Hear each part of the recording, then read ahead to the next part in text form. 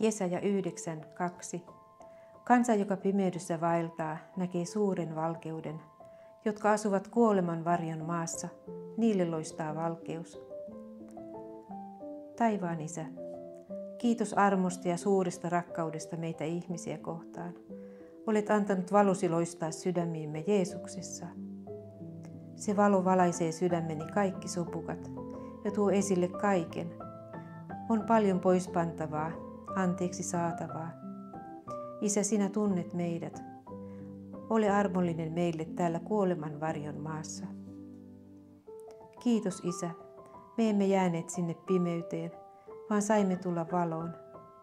Jokaisena päivänä saamme kulkea kanssasi ja sinä ohjaat askeleemme.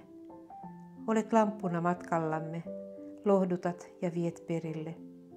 Tulevaisuus ei meille näytä synkältä, koska meillä on toivo.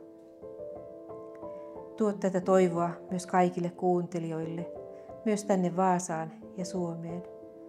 Anna valosi loistaa, anna rohkeutta heijastaa tätä valoa ympärille.